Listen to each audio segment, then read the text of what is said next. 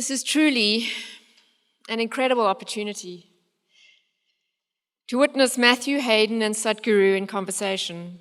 Having played for the Chennai Super Kings, Matthew Hayden has an existing strong association to India. And incredibly, he also shares another common cause with Sadhguru in Kaveri calling. But today's program is all about going beyond boundaries. And Matthew Hayden knows all about boundaries. So we're eager to see what's going to happen when he meets Sadhguru and to see how Sadhguru can take us to the boundless. I would like to please invite Sadhguru and Matthew Hayden to please take the stage. Thank you.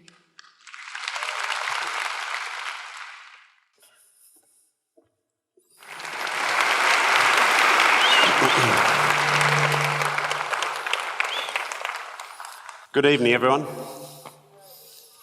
I'll just hide this away. I've had a IT mishap straight away. IT, who would have thought? Firstly, I accept the beautiful welcome to country from the Yagra people. 60,000 years of human spirit. Goodness me, can you get a longer, more detailed story, and respect to those people always.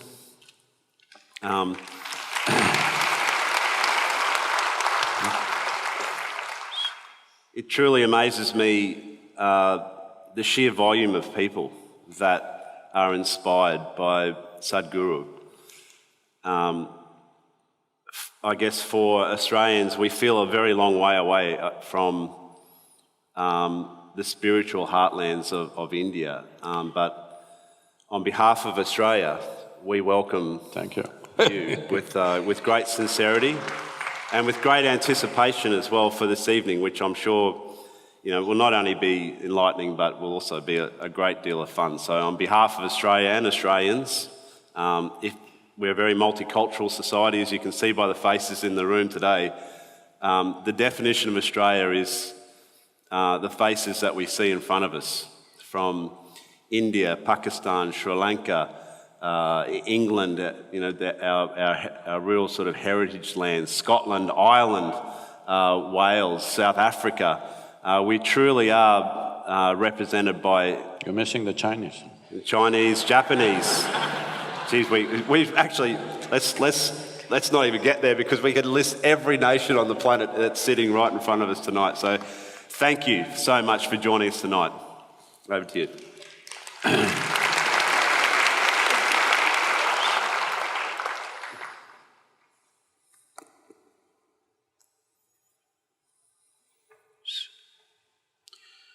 Kalo na janati tava jananam,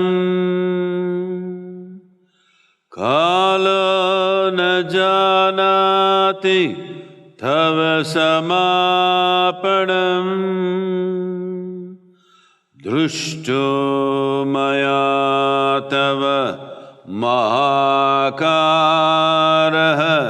Yogeshwara Kala Kala, Yogeshwara Kala Kala. Good evening to everyone. Hey, I said good evening. I think a lot of them have been misled by the title Beyond Boundaries. They think you're going to hit a sixer or something. Well, aren't we? Well, today we're not talking about the ball going beyond boundaries, we're talking about you and me going beyond boundaries. Please. It's a beautiful occasion, as always, when you get a lot of people in a room.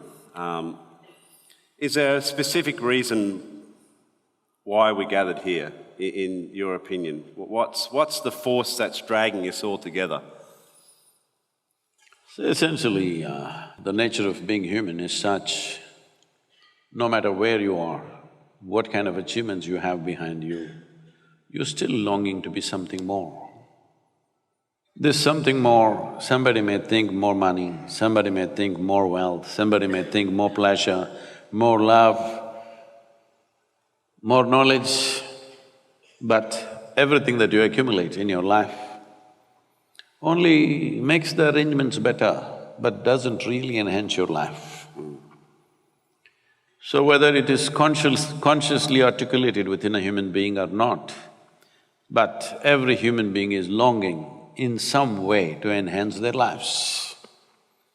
Somebody thinks it'll happen by going to the temple, somebody thinks it'll happen by going to the bar, somebody thinks it will happen with prayer, somebody thinks it'll happen with dope. All of them are aiming for the same thing, whether it works or not is a different matter. But the longing is in some way to enhance their life. So in this effort, in this longing within every human being, which can never be curbed, no matter what you do, what you give them, human beings will long for something more. So there is something within every human being longing to be beyond boundaries. Whatever the present boundaries, we want to go beyond it. Or to put it in other words, there is something within you which does not like boundaries. That's why you try to smash them. There is something within a human being which doesn't like boundaries. See, suppose, let's say I imprison you in a 5x5 cubicle, you'll feel terrible, imprisoned. Tomorrow we will announce your liberation and liberate you into 10x10 cubicle. You'll feel wonderful for a day. And again you'll feel horribly imprisoned. The next day we will release you into a 100x100 cubicle, you will feel really great. But within 3 days, again, that is also imprisonment. It doesn't matter where I set the boundary. The moment you can feel the boundary, you want to break it. There is something within you which does not like boundaries. So, this longing finds various sorts of expressions. People try through music, art, sport, business. All these efforts are fine, every effort is fine. The longing is fantastic. Through intoxication, through stimulation, every way people try somehow to break their boundaries. But the important thing is, can you stay beyond boundaries? Or do you breach it just for a moment and again come back to the same format? So when this question comes up, there's a very… the Patanjali Yoga Sutras were written like this. It's one of the greatest documents on life, written in a very cryptic way so that scholars wouldn't get interested. That's the idea. Because once they get interested, they will write 10 different versions of the same thing. So Patanjali starts this significant document with half a sentence. The sentence is like this, and now yoga.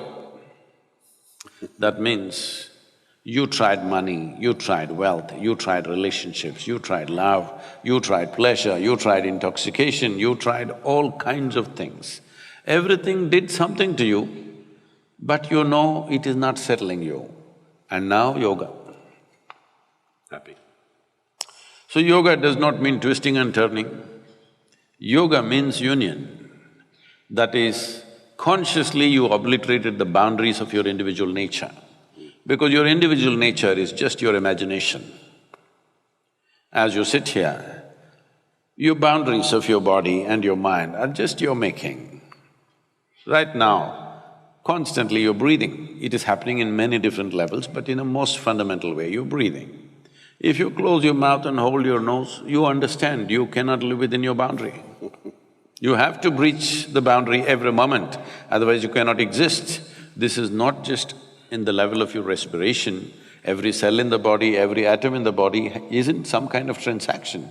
If you stop it, you cease to exist. So your very existence is not within the boundaries, but within your psychological framework, you have this sense of, this is me. This is because, see, this solar system, the very solar system in which we are, is a tiny speck in this cosmos. In that tiny speck, planet Earth is a microspeck. In that microspeck, Brisbane is a super microspeck. In that, you are a big man. It's not a small problem. And in the middle of nowhere, we don't know where this cosmos begins, where it ends. Here we are, sitting on this little mud ball and talking all this stuff. Yes, and we think we are doing it. That's the most incredible thing.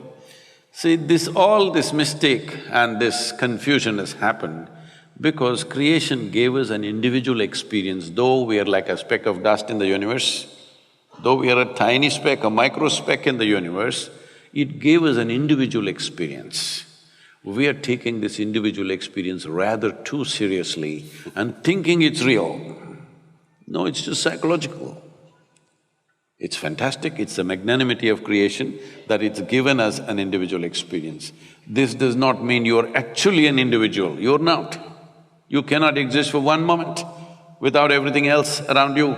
All these arrangements you did not make, we've messed it up, but we did not make the, arrangements of atmosphere, we did not make the arrangements of the planet functioning in a certain way. We did not make the arrangements of whatever comes out of this planet, nourishes us, keeps us well. This is not our making. So, this sense of individuality has been taken too seriously. Because of that, no matter where you are, in which dimension of life you are, you feel somewhere deep inside trapped. So if you think somewhere a little instinct tells you there may be a solution, there you will be. Well, let's focus for a second on collaboration, because as an individual can take it that the Isha Foundation is something which is now a global movement. So talk to me about the spirit of collaboration. I mean, how you've built these organisms like a human body that you might describe yourself as maybe a platelet within the human body, but there's this huge now juggernaut that's walking and talking around the world. Tell me about the foundations of that thought, where it originated from, and then the spirit of the collaboration. I don't collaborate with anybody. Whoever, either they're in front of me or they're not here with me, I make them a part of myself. And this is not my doing, this is the way creation is made. See, you may not be able to stand the person who is sitting next to you, but what they exhale, you're inhaling without any problem, isn't it? I'm saying essentially your existence is inclusive. Only your mind is exclusive. I made my mind just the way my life is, so it's inclusive. So I don't think in terms of collaborating or confronting anybody. I'm just inclusive. Whether they like it or not, I make them a part of my life, that's all. I don't seek other people's permission to make them a part of my life, I just make them a part of my life. Because I don't need their permission for this. Hello? So out of this, things happen in many different ways, the various activities.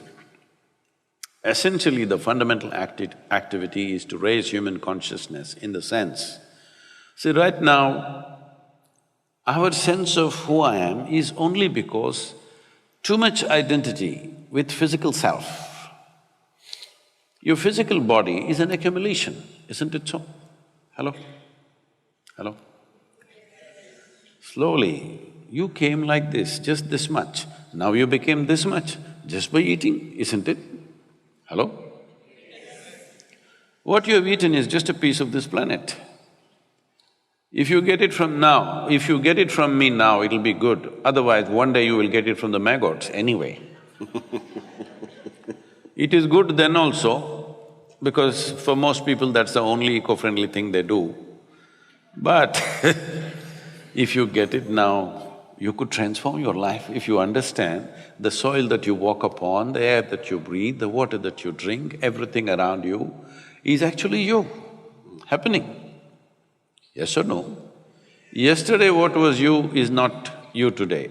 What is not you today could be you tomorrow, isn't it? What was soil yesterday, Today became food, tomorrow becomes your body, isn't it? So what you call as my body is just an accumulation. Whatever we accumulate, we can claim it is ours. But you cannot say it's me. See, right now I can say this is my vessel. If I say this is me, you know I've lost it. Hello?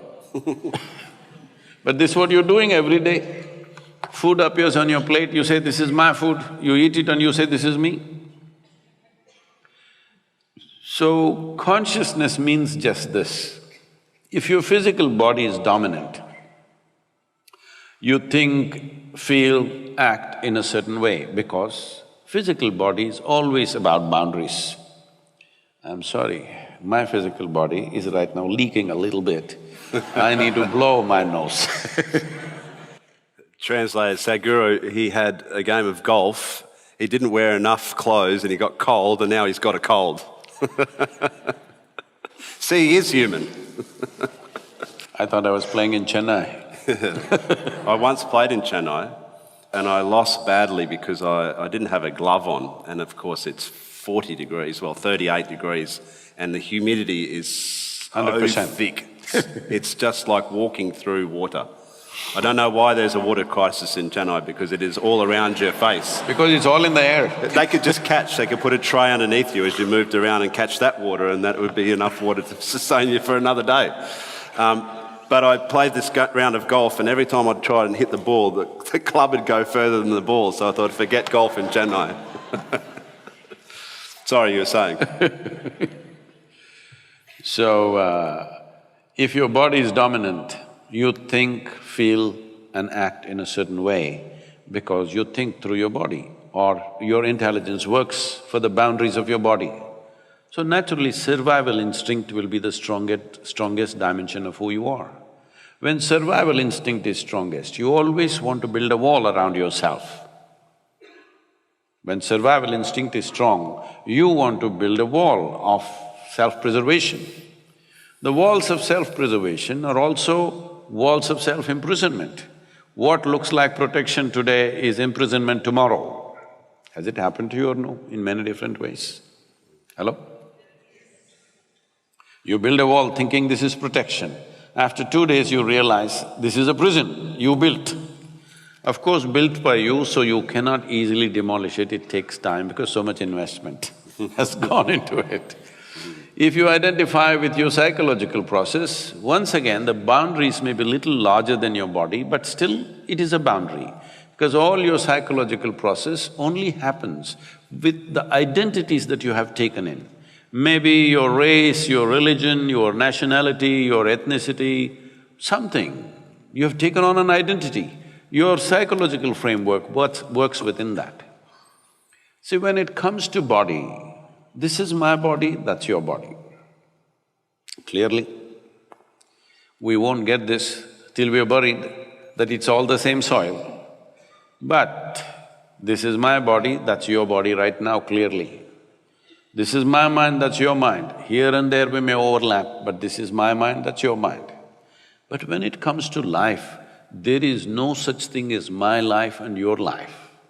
Right now the problem with most human beings is their physiological and psychological process is too dominant for them to realize that the life that they are is of a different nature than the body and the psychological structures that they have built. This is like, let's say you and me blew a soap bubbles. We should have brought it actually. Would have been fun. So you got this big bubble, I got that big bubble. Now I claim that is my bubble, the big one is my bubble. It went poop. Then I don't say this is my air, that's your air. Life is just like this is a living cosmos. You captured some, I captured some.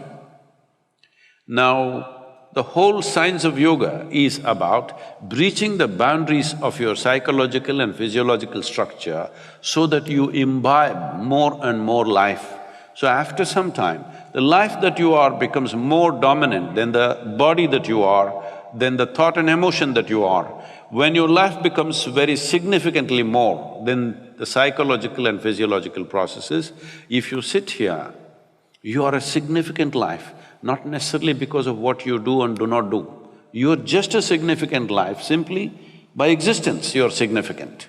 Once it happens like this, effortlessly you can function. Every human being is doing this knowingly or unknowingly, most of the time unconsciously. Some are depleting, some are gaining.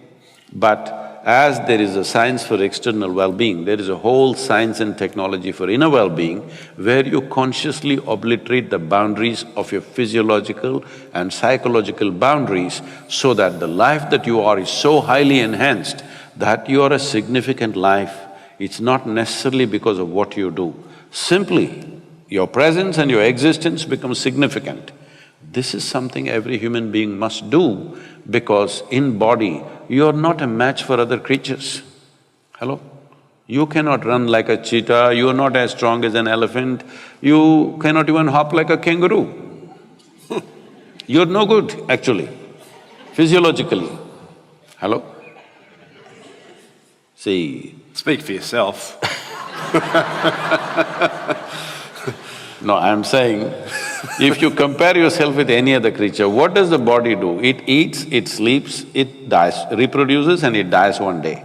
In all these departments, you are no good compared to other species. They eat better than you.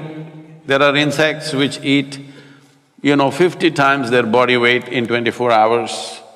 They sleep better than you, many of them sleep for 3 months, 6 months at a stretch. They reproduce better than you, they produce in hundreds, thousands, some of them in millions. For you, just to bear one child, how much fuss? They also die better than you without fuss. So physiologically, you are not a great champion, all right? Among humans, you may be… Matthew Hayden may be good, all right? Among humans, not comparable to a rhinoceros or an elephant, nothing, not even to a gorilla, he'll just smash him up. Among the human beings, he's smashing the ball all the time. That's a different matter. I'm saying physiologically, we are not a great presence. Our significance is our intelligence and our ability to be conscious and inclusive. Every other creature always trying to set boundaries because their whole life is about survival. Once you become a human, survival is not the goal of your life. See, for all other creatures, stomach full, life settled. For human beings, stomach empty, only one problem, food. Stomach full, 100 problems. Because what is human unfolds only after survival is taken care of. When survival is questioned, we are also just like any other creature fighting for survival. Only when survival is taken care of, other dimensions of being human come into play. So human life is not about survival. Physical survival is not the end goal of who we are. We are longing to be something more. How much more do you think would settle you? Hello? How much more would settle you? If I make you the king of this planet or queen of this planet, would you settle? No? What do you want? Okay, the solar system? No? If I give you one galaxy, you will want the next galaxy. This is the nature of being human. Doesn't matter where the boundary is. The moment I see the boundary, I want to break it. So there is something within you longing to become boundless. If you do not find expression to this, do not matter what you have, you remain somehow unfulfilled. So this is what yoga means, that you breach the boundaries of your physiological and psychological nature, that if you sit here, you're a complete human being within yourself. Tell me this then, if our strength is only in our intelligence, why are we making such dismal decisions as a humanity? Why can we honestly say that history does repeat itself? And we're talking about all sorts of global atrocities. If we're so intelligent, if that is our strength, which I agree 100% with you on, the fact is that we've got boundaries in terms of our physicality, acknowledge that for sure. See, you know Charles Darwin? You have a city called Darwin, I think, right? Named after him. He said a goat could have become a giraffe in so many million years. A pig could have become an elephant in many more million years. But a monkey became a man rather too quickly. Yes, so quickly that anthropologists believe that there is a missing link somewhere. Today, modern genetic scientists are saying the difference between a chimpanzee and you is in terms of DNA. The DNA difference between you and a chimpanzee is 1.23%. 1.23% is not much of a difference, isn't it? So physiologically, that's how close you are to a chimpanzee. But in terms of your intelligence and consciousness, you're worlds apart from a chimpanzee. So right now the problem is just this, you have an intelligence for which you don't have a stable enough base. Because of this, people are using their intelligence to poke themselves all the time. They don't need any outside help. If you just leave them alone, they will suffer. So they may call it stress, they will call it tension, they will call it misery, they will call it madness, they will call it so many things. Essentially, it's about your intelligence turning against yourself. So, nature has endowed you with an intelligence, with a phenomenal capability. Anything which is a great possibility, if you don't take charge of it, it will become a huge problem. Right now, human intelligence has become a massive problem because most people have not taken charge of it for their well-being and everybody's well-being. They're using it to hurt themselves. Once you use it to hurt yourself, knowingly or unknowingly, you will also hurt everything around you.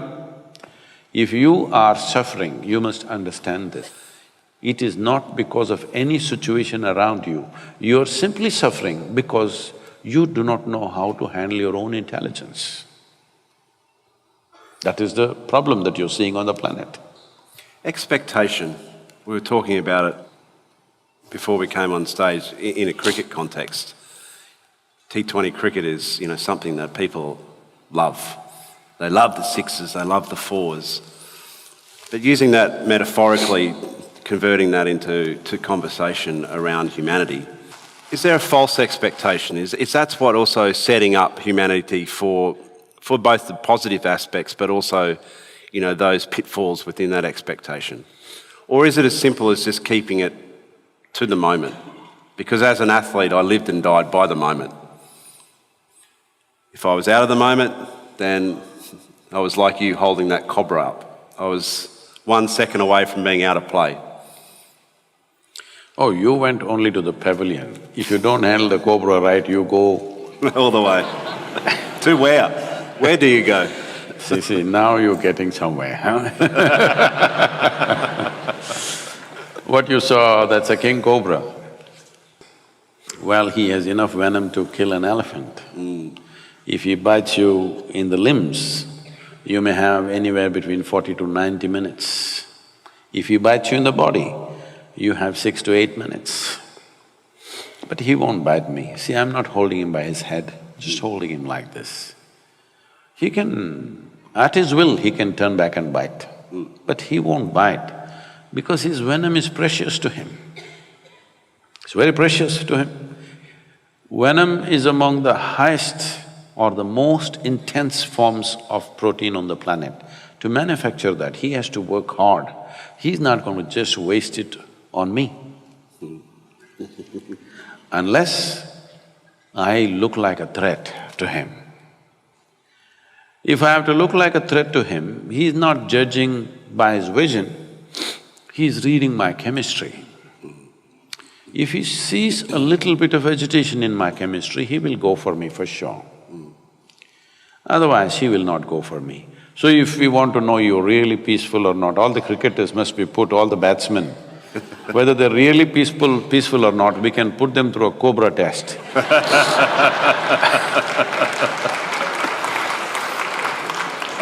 trust me, at times I did feel like holding up Rahul Dra by the belly and just shaking him a little like that as well. So, this is the nature of existence. Say, I'm sorry you had a terrible accident in the surfing, but otherwise, some will ride the wave, some will get crushed by the wave. Somebody who does not know how to surf, he can't believe that somebody can actually float. Hello? They can't believe that you can actually ride. Today there's something called as wake surfing, have you seen that? Behind the boat they're just surfing with just the wake of the boat. So, riding the wave and getting crushed by the wave is just a question of competence, taking charge of something, isn't it? It is the same with every dimension of life. Are you riding it or are you being crushed by it? Those who are crushed by it, they think waves are a big problem, they would like a still ocean. You are looking for big waves, you go into India for monsoon time because you need big waves. So, one who knows how to ride the wave is looking for a big wave. It's a huge possibility. One who does not know how to ride the wave thinks a big wave is a huge problem. This is the nature of life. I have a little Aussie test for you here, I hope you don't mind. I got a few sayings, colloquialisms, because Australia, correct me if I'm wrong, is full of things that make no sense whatsoever. So we've mentioned a number of times, Sadhguru, tonight, inclusivity. You're not a googly bowler, you can't do that to me. No, there's no googlies, trust me. So Aussie sayings with just a simple test. I'd like you to have a go at trying to think about what they are for a start and maybe tell us what you think. When I say to you, what's an ankle biter, what does that mean? What is? An ankle biter. I've just been here for 2 days, please spare me.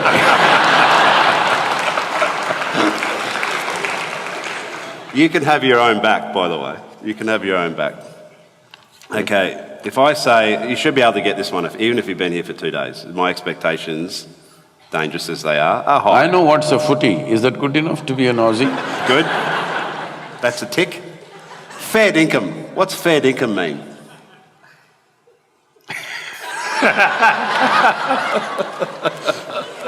I love it. Okay, we'll go back to nature. What's a galah? When I say to you, oh, you're nothing but a galah, what does that mean? Must be a wombat or something. It's a bird, type of bird. In Australia. Yeah, I got somewhere close. Yeah, very close. We'll give you a tick.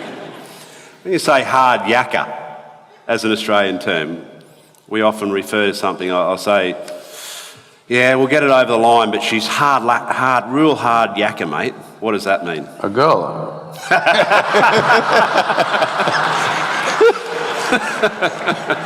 No, that's more like gnarly. That's the surfing expression, gnarly. Just for fairness, I'll just go one more. So you're also reading from the book, you're also not an Aussie then. That's true. I just wanted to get it right, that's all. This is something that we're doing right now. There's a tip. If I say to you, Sadhguru, we're just up here on the stage, we're just going to chew the fat for a while, what does that mean? Chew the fat? Chew the fat for a while. That means maybe, like other people say, the meat on the bone, like that? Means we're talking. Means we're talking. The reason why I brought that up was that when I'm commentating over in India, sometimes I'll just get this, my fellow commentators will give me this strange look after I've said something. Let's chew some fat.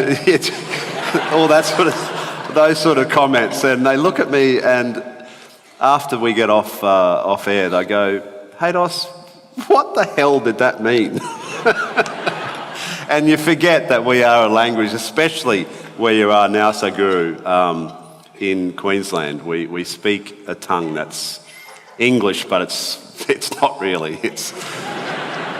And trust me, I've been kind on you. There's some horrific ones as well. Tell me, you also mentioned that your first visit here, you tripped across Australia and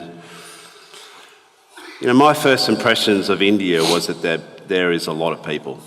And there's also, in India, because there are so many people, there is so much energy, human energy. And the chances are that if you're having a bad day, either where you're at or India as a whole is actually having a bad day, because there is so much collectivity of humanity.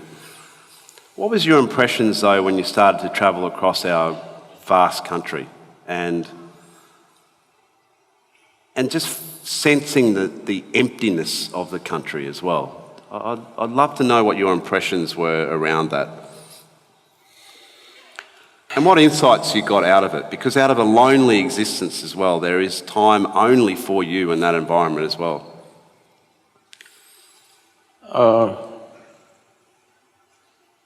Personally, I've spent a lot of time by myself in the jungles of southern India, in the Himalayas.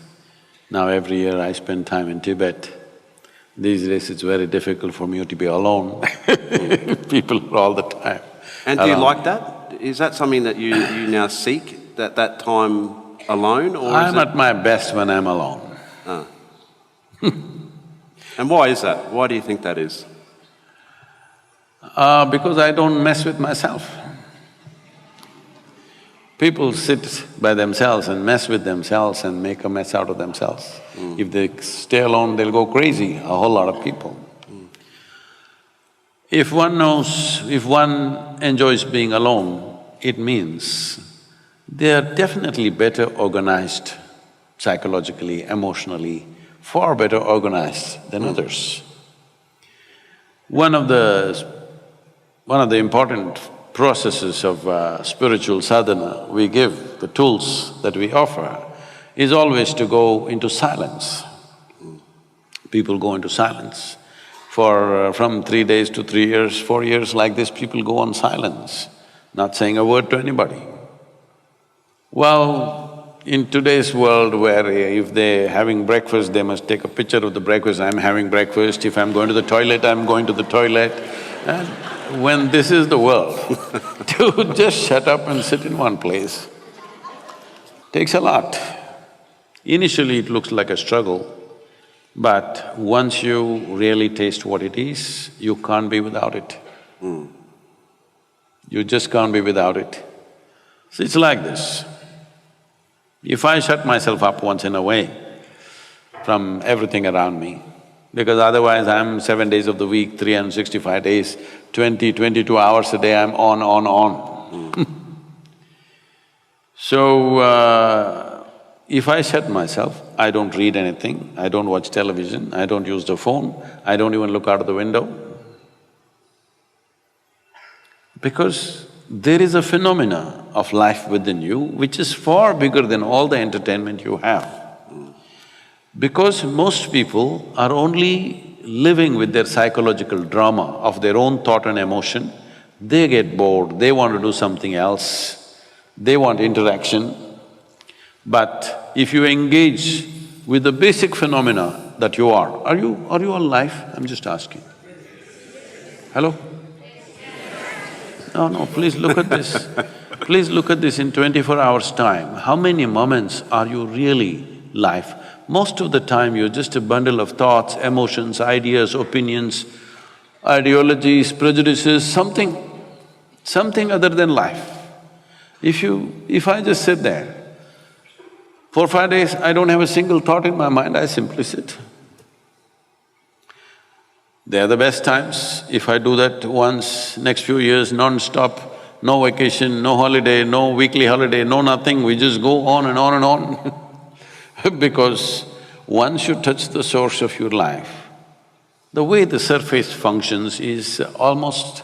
People around me think I'm superhuman. No, this is not about being superhuman.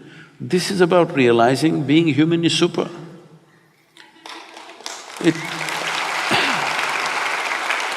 It is not for nothing that we are the peak of evolution on this planet. Hello? Are we? We are the peak of evolution on this planet. It's to make you the way you are. It took millions of years of work. Nature has worked millions of years to get you to this level. But now all most human beings can do is complain. This is a product which is arrived at after phenomenal development over a few million years. But now you're complaining about how it is because you've not explored the full depth and dimension of what a human being is. A human being is not just a bundle of thoughts and emotions. Like you're not just body, there's something more to this. Body you accumulated, what you call as my mind, is an accumulation of impressions. This is a heap of food, that is a heap of impressions. Between these two heaps, where the hell are you? Yes, where are you? It's time everybody pays some attention because this life is not for good. Since you came and sat here, you're 45 minutes closer to your grave. Yes, I'm not… Sobering thought. I'm not wishing this on you, this is the nature of our life. This is not clock ticking away, it's our life ticking away, isn't it? Most people think other people die. You know? No, you and me will die. If you understand that this is a limited amount of time and energy, you would see how to master this in some way. Do whatever you want. You can't stop 1 minute from rolling, isn't it? Hello? Whoever you may be, can you stop it? No, it's rolling away for all of us at the same pace. Well, how quickly, how rapidly or how slowly simply depends on how joyful or how miserable you are. If you're… have you noticed this, on a specific day, you were very happy, 24 hours, poof, went off like a moment. Another day you were depressed, 24 hours feel like a eon. Yes or no? So only miserable people can have a truly long life.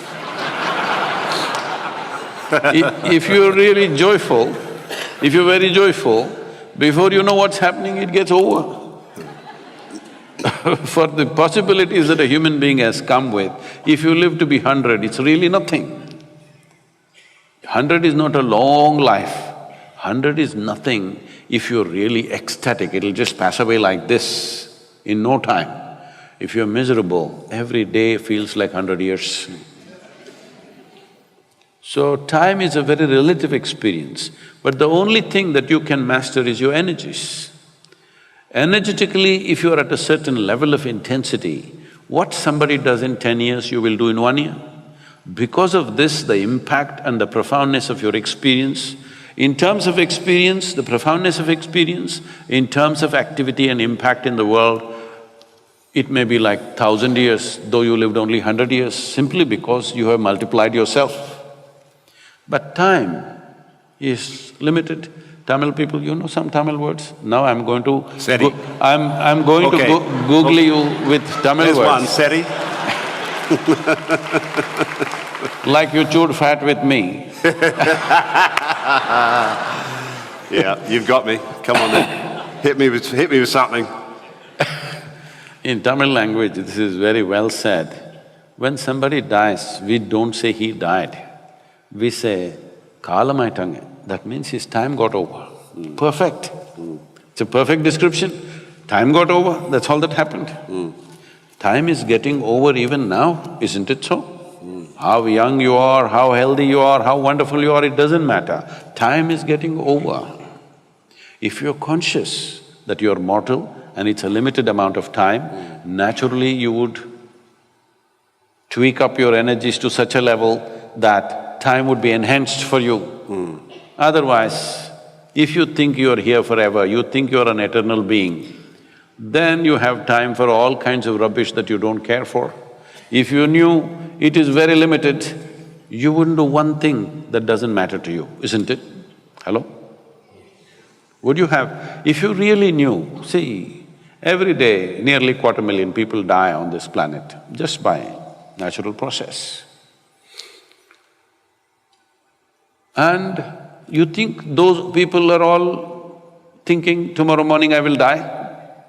Hello? You think so? No.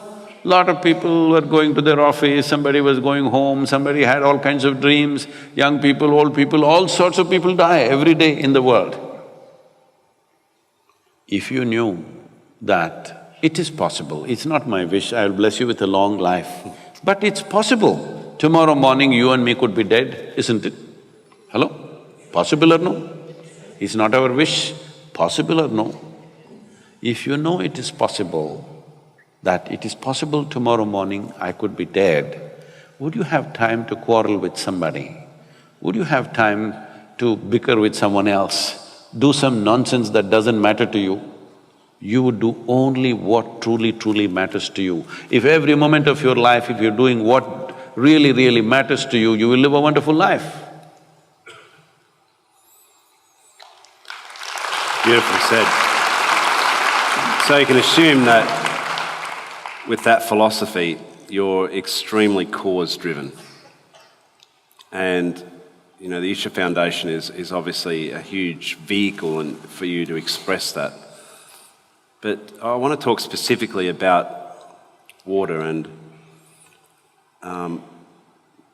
what your vision for the conservation of water and some of the things that you're doing, proactively doing, within the causes. And that relationship as well with in particular, your heartlands of Tamil Nadu and also Karnataka. Say I grew up in Karnataka, around Kaveri River. About 4.5 years, every day I swam in Kaveri River. When I was somewhere between 14 to 18, 19, at that time, almost every day I swam in Kaveri River. Once I floated down Kaveri for 13 days on 4 truck tubes and a few bamboos. I lived off the river. In my experience, the river was not some kind of a resource or water source or something. In my experience, she was a life much larger than me. People like you and me come and go, but this river has flown for 1,000,000 years. But today we have brought her down to her knees in such a way that the river's survival is a big question mark. This is not just for one river, this has happened across the country. Just to give some kind of a picture for people here, they may not be conscious of this. See, we must understand this, in India, this is a tropical country. That means the river is not the source of water, it is only a destination for water. River, pond, lake, well, these are not sources of water, these are destinations for water. There is only one source called monsoon. Monsoon rain is the only source. It gathers in the land in various forms. If it is flowing, we call it a river, if it is stagnant, we call it a lake, if it goes inside, we call it a well. But essentially, it is all rainwater. Only 4% of Indian river water is glacial water in the north. In that 4%, nearly 3% of it flows out of the country very quickly in the form of Satluj and Indus. Very little comes to Ganga. For example, Ganga. Ganga is 25% of India's geography, 33% of India's agriculture, but has depleted over 37% because we have removed 92% of green cover in the Ganga basin in the last 65 years. 92%. What is the plan? Narmada has depleted over 60%, Godavari has depleted over 40%, Krishna has depleted over 70%. Almost 7 months of the year it's almost dry throughout. Kaveri has depleted, according to studies, 40 to 44%. But in my personal experience, see, they are studying this like this. The entire year's water flow so many million liters or trillion liters, and compared to how it was 50 years ago, now it's gone down 40%. But leave the monsoon time, at that time there is water. Let's say you take September, October. In the month of October, if you go and see Kaveri, how it is today, is only 25 to 30% of what it was when I was 10 years old. This has happened because we have removed 87% of the green cover. Simply, rampantly, one thing is agriculture.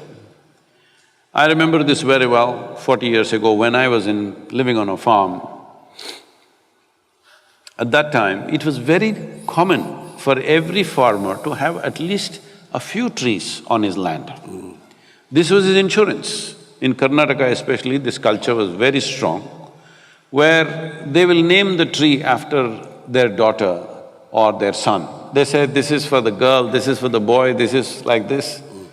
So when the girl's marriage comes, they will chop one tree, wedding is taken care of. Boy wants to go to the university, one tree, that is taken care of. So always trees were there in the farmland. But 40 years ago, when really these chemical fertilizers came in a big way, till then we were very organic. When chemical fertilizers came, I know this very well because I've heard people coming and campaigning. These companies came and campaigned in the villages of India, saying that if you have trees in the land, their root systems are aggressive, they will eat up all the fertilizer. You have to take away the trees. So we took away millions and millions of trees across farmlands because they thought chemical fertilizer will be wasted on the trees. So today we've come to a place where groundwater has depleted tremendously, river water is going away, every water source is just depleting. But in the last 100 years, there is no big change in the amount of rain that is happening in the subcontinent. So the rain that is coming is the same, it is just our ability to hold it in the land is gone because the green cover is gone. Without the necessary organic content, you cannot hold the water in the soil. When rain comes, how slowly it moves towards the river will determine how long the river will flow in the year, how many months it will flow. If it moves rapidly, within 3 months it will be over, it goes slowly, it will flow for 12 months. This is all the thing is. There's a very wonderful… I can do another googly, Tamil googly for you. In Tamil language, there is an ancient saying which says, Nadandu vandada Kaveri valam, odi vanda vellam. This means only if Kaveri comes walking, she brings wealth and prosperity. If she comes running, she'll bring disaster. So how do you make a river walk? If a river has to walk, there has to be substantial vegetation, that the water that comes down in the form of rain is held in the land and slowly it moves towards the river. Today, this whole understanding of river systems is been lost completely, because if you say rivers, I see so many people of Indian origin, you ask them what are the rivers, they will name 7, 8, 10, 12 rivers, major rivers. They will say Ganga, Narmada, Godavari, Krishna, Kaveri. But you need to understand, a river doesn't exist by itself. For example, Kaveri has over 120 tributaries. And most of these tributaries don't even flow for 3 to 4 months in a year. They were all perennial streams, but today most of them are not flowing more than 3 to 4 months. Kaveri is not touching the ocean for over 6 months. She is receding by the year. This is happening mainly because there is no green cover. So, this project, what we have taken up called Kaveri Calling, is an offshoot of Rally for Rivers.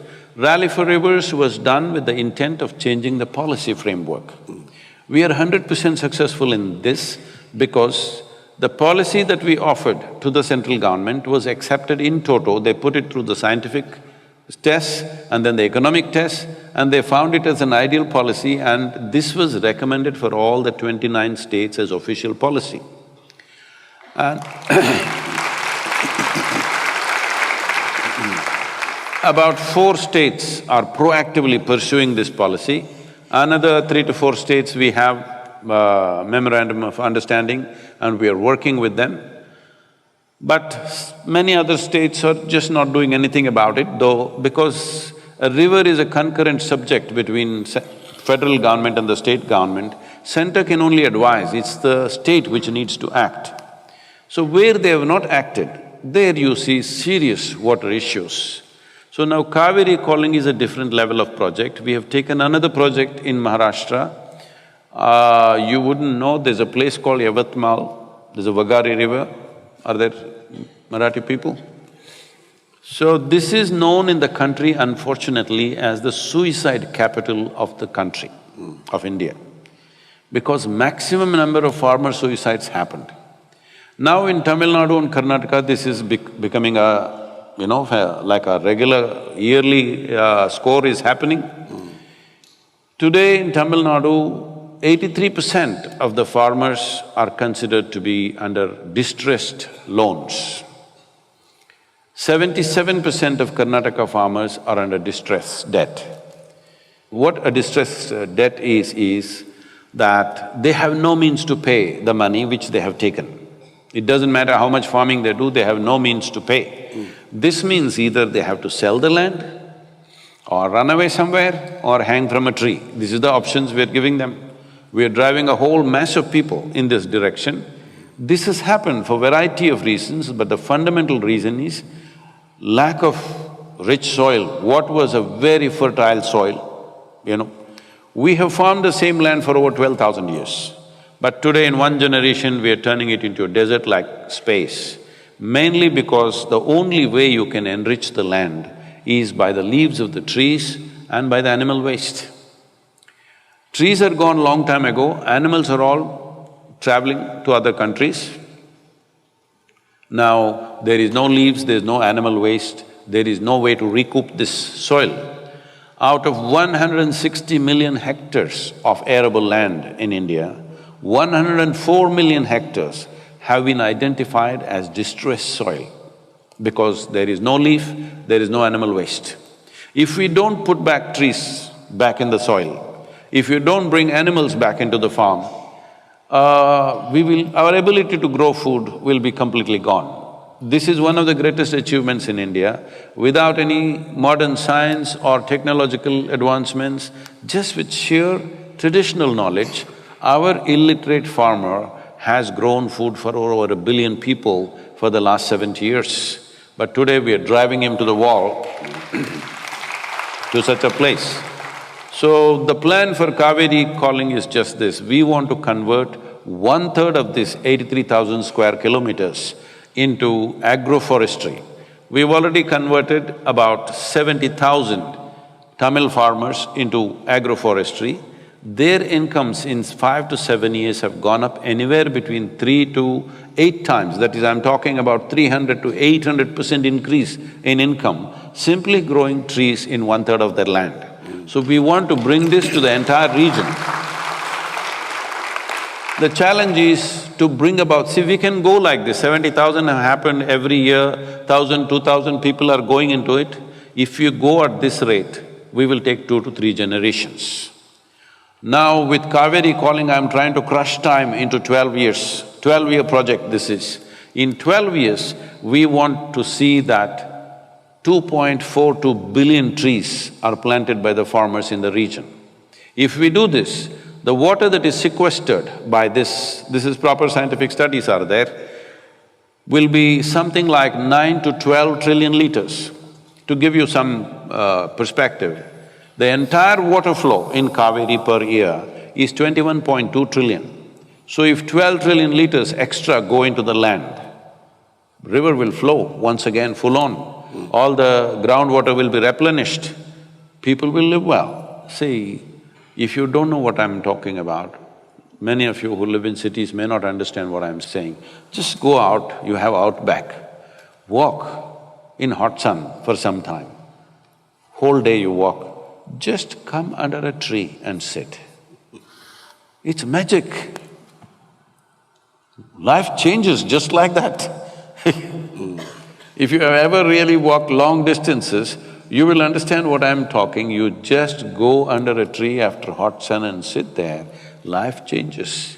This life-changing, wealth that we always had, the entire region was tropical forest. Unfortunately, in short-sightedness we have removed, but we can put it back. It's possible to do it. We need everybody's support to do this in Tamil Nadu. We need Matt. Well, thank you, yeah. I've pledged my support. We had in the lead up to this, a little technological discussion, and one of those was that I was requested by Sadhguru to invest, and that's a pledge that I'll honour. I think it's an incredible cause. I also had a little bit of fun with other heavy influences in India, Anand Mahindra in particular, and he requested a question. Anand Mahindra, for those that don't know, is in control of the largest auto and agribusiness in the world. And as a business, they're very conscious on water, being water neutral, which is fantastic for such a influential individual. But he asked me not so much on policy and not so much on company. He asked from an individual's perspective what one can be doing, because at those discussions, I'm sure everyone living in Australia will understand this, are very similar discussions as to how it is that we need to take control of our resource and almost in many ways elevate it above a political cycle of 4 years and put it on a national agenda, because we are, in as dire straits as what any other country is. Now, I love to cook, and I know one thing about rice. I'm a good cook. Well, we can have a cook-off. We should have. Not a competition, just an enrichment experience. Yes. Now, one of the processes of cooking rice, unless you want extremely sticky rice, is to wash the heck out of it to ensure those starches come out. But my question is from Anand, and I'd ask you as well to share, what, on an individual level, can we do about water wastage? See, because the urban populations always have access to media, social media, they dominate everything. But they are not the majority of the population. I'm saying this because it's like this. Most people who have seen, older generation of people who have seen Indian movies, they will see the village women are carrying a pot and walking to the river or lake and walking, and there the hero goes and romances them, they sing a song, everything. But for the actor, she's carrying an empty pot. The real woman is carrying 15 kilograms on her head. Yes? There is no romance there, she cannot open her mouth and sing. What I'm saying is, the crisis has been long coming. We thought it's romantic when it happens to somebody else. But now you have to take your pot and go in Chennai city to get water, now it's looking like a disaster. Hello? This was happening everywhere in the villages. So what can we do? There are many things we can do. Of course, everybody is talking about drink only 2 liters of water, have bath only with 4 liters of water, all this. I will not say such things to anybody. I would just say, just be conscious. Just be conscious, water is not a commodity, nor food is a commodity. These are life-making material. Hello? Hello? 70% of you is water. This is you. How come when it's here, you don't care? The moment it comes here, it means so much. You just be conscious, this is life. This is life-making material. If you're conscious of this, I know according to your intelligence, your life situations, you'll do your best.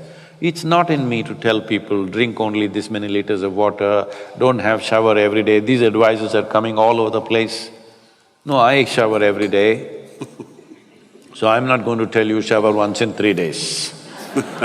Nor if you shower once in 3 days, I don't want you around me either. So leaving that aside, In the cities, see, the city situation is different, the urban situation is very different. They are thinking of water about how to minimize the use. Yes, definitely that needs to happen. Because this is a pressure on the waterworks, the water arrangements that you have in the urban atmosphere. But that's not the real problem. The real problem is ecological. Ecological problem is not just about saving water, ecological problem is about having water where you want. When I say having water where you want, in the last million years ago, how much water existed on this planet? Even today, the same amount of water exists on the planet, except for a few bottles of water that the astronauts took out there and they left it on the moon, I believe, some of them, the American astronauts. They might have left a couple of liters. Apart from that, everything is here in this atmosphere. It's just not where you want it, that's all. Yes? Water has not gone anywhere, it's in the atmosphere. As you said, you were wading through water in the Chennai golf course, but it's not coming where it has to come. So water is not where you want it. So we need to look at this, why is it? Where do you want it? You want it in the land. You want the aquifers to be full. You want the lakes to be full. You want the rivers to be running. It is not about the water tank on your apartment, that's not the point. That is a city problem, that is an urban problem which needs to be sorted out, where usage has to be minimized, that is fine, we appreciate those concerns. But the most important thing is to ensure the water that comes down in the form of rain, considering India right now, the volume of water that comes down in the form of rain, we are not even holding 18 to 20% of it in the land. When the whole thing was tropical forest, we were holding over 70% of it in the land. Today we are holding less than 20% of it in the land. That's all the real problem is.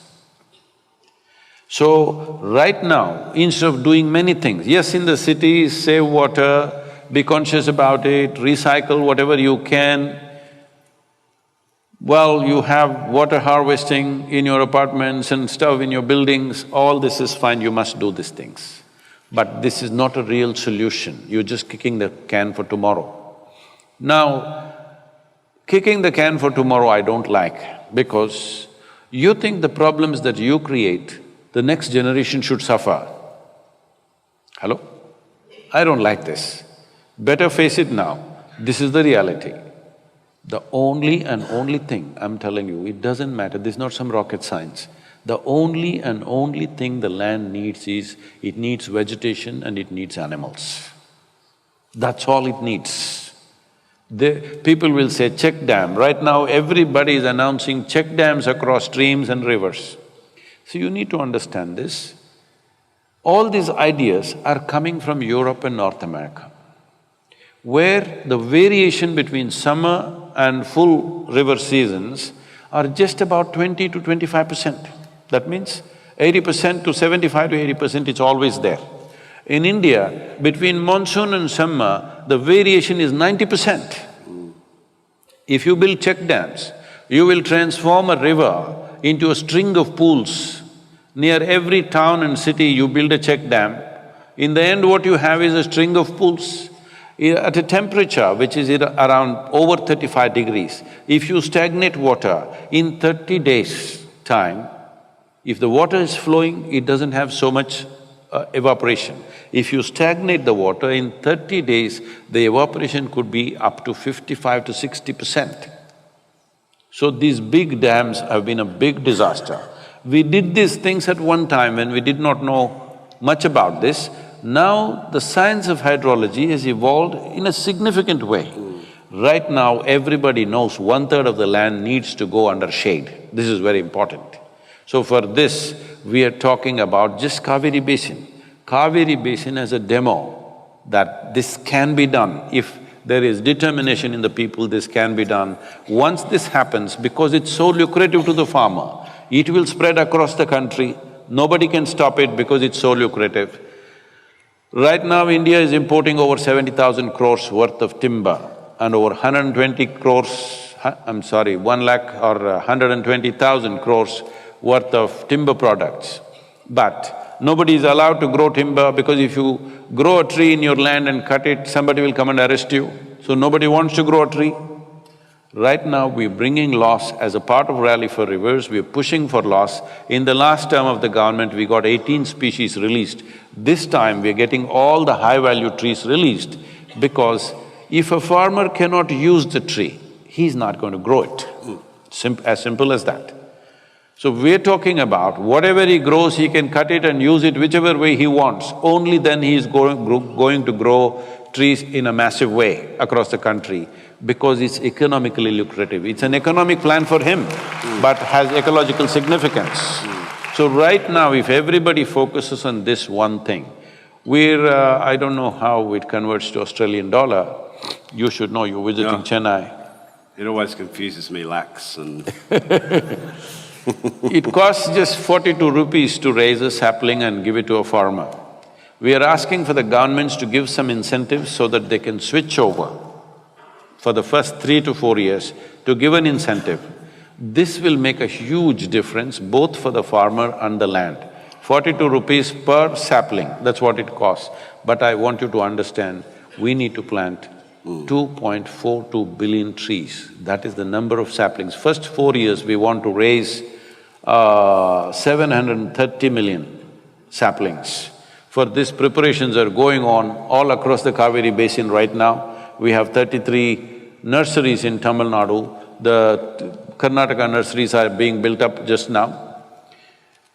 If this one thing we do, for me, how I am looking at it is, at least we must leave Kaveri the way the previous generation gave it to us. This much responsibility we must have.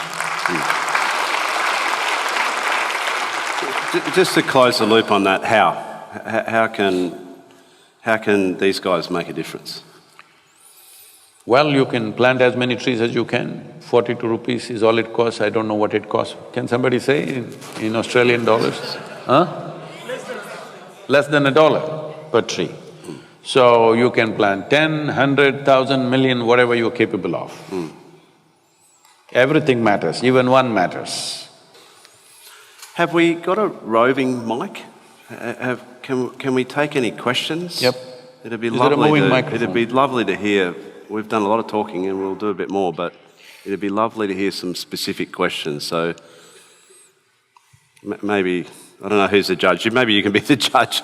But yeah, here we go. Thank you very much, Sadhguru, for coming to Australia.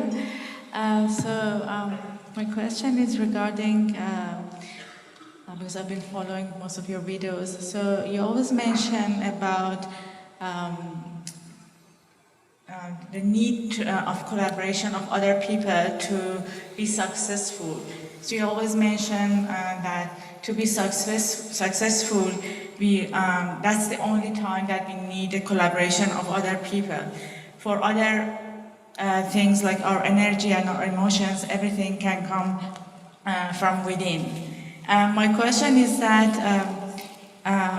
because environment and other people and society and everything can have effects on our emotions as well and our energy, how to manage that and not be affected by the environment? So how to be calm and happy and not be affected by surroundings. So how to separate these things together from each other. Sorry, thank you very much.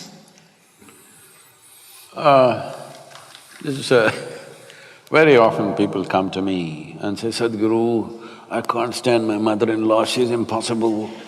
My husband, after all, her son.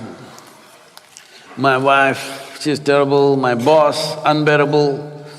Like this. Then I tell them, you come to the yoga center. Your mother-in-law, husband, wife, boss, nobody will come here, just you. We'll give you a nice place to stay, good food to eat. You don't have to do anything. Just stay in your room, we supply food for you, you just live there. Only thing is, I will make random checks on you. When I check, you must be joyful. If you're miserable, I don't believe in feeding misery, we'll stop feeding you. Just 24 hours you keep them in one place, in how many ways they twist themselves out. Unbelievable. So I'm asking you, all these other people, your neighbors, your mother-in-law, your husband, your wife, your boss, your co-workers, let's banish all of them. All are gone. Whole society is gone, just you on the island of Australia. Blissed out, is it so? Hello? No. If you're alone also, you're miserable, you need to understand this. If you're alone and you're miserable, you're obviously in bad company, isn't it? So this is what you need to do with yourself, that if you sit here, your experience of life is pleasant. Well, you obviously, from what you said, you have probably heard this in some format. See, pleasantness means just this. Body is healthy, it's pleasant. It became very pleasant, this is called pleasure. Mind is pleasant, peaceful, very pleasant, joyful. Emotion is pleasant, love, very pleasant, compassion. Your very life energies are pleasant, bliss, very pleasant, ecstasy. These are all 100% your business, isn't it? Hello? Keeping your body pleasant, thought pleasant, emotion pleasant, energies pleasant is 100% your business. Keeping the surroundings pleasant is a challenge because there are various kinds of people, various kinds of forces. This needs skill, this needs opportunity, this needs… depends what times we exist in, you know. Not always we can do the same things. So creating pleasantness around us needs a certain amount of skill, competence, various things. Things have to fall together, otherwise it won't happen. But pleasantness within you is entirely your business. So if you are feeling very pleasant within you and somebody here is being unpleasant to you, what is the problem? Right now, they can cause pleasantness within you, that's the problem, isn't it? Hello? See, if somebody can decide whether you can be happy or unhappy, this means this is the worst form of slavery, isn't it so? Hello? Somebody can decide what happens within you, what kind of life is this? What happens within you must be entirely yours. What happens around you is never entirely yours, isn't it? Even if you're just two people in the family, does it happen 100% your way? Why are you nodding like this? What is… you're not married then? Even if there are two people, it doesn't happen your way, isn't it? Little bit your way, little bit somebody else's way, little bit this way. I'm glad it doesn't happen all your way, because if everything happened your way, where do I go? Little bit your way, little bit my way, little bit his way, little bit somebody's way. This is the nature of the world. World should not happen 100% your way, but this one life must happen your way, isn't it? Hello? So this has not been done. Now, for you to be happy, you want to fix the whole world. No, I'm telling you, both your joy and misery comes from within you, isn't it? Hello? So if you're miserable, who should be fixed, I'm asking? No, my mother-in-law. If we fix her also, something else will come, somebody else will come. Don't think there's only one mother-in-law in the world. They're all over the place. They're all over the place, and so many people will take on that position. So, if you fix this one person, see, we don't know what great things you will do or not. We do not know whether you will score 380 runs in a test match or not, okay? We don't know. We don't know whether you will run faster than Mr. Bolt or not. We don't know whether you will climb Mount Everest or not. We don't know whether you will become richest man in the world or not, whether you will become the most beautiful woman on the planet or not. We don't know those things. But at least this much you deserve, that your experience of life on this planet is pleasant. This much you deserve, this much must happen, isn't it? Other things are subject to so many realities. That's not always determined by us, Then many things have to fall into place. Next question. Poor old mother-in-law gets a bit of a bad run, doesn't she? There's a species of fish in our water called the mother-in-law, and apparently it even tastes bad. Where's our microphone? Namaskaram, Sadhguru. My name is Harsha. I'm actually from Melbourne, and I'm very, very lucky to see you here. And hello to Matt, yourself. I'm a big fan of yours as well, like many of us here are. Thank you. Thanks. Sadhguru, my question is about boundlessness. Earlier today, you mentioned that there is something within us that is seeking to express in different ways, and it comes as different forms. Every morning when I get up, there are always two voices at least, and while I know that, I'm sorry, one of the things that you said is ultimately you'll have to come to yoga because you've tried everything. Every morning when I get up, I find that there's these two voices. It says, you have time, and sometimes it says, you don't have time. You married? Yes. I understand what's the other voice.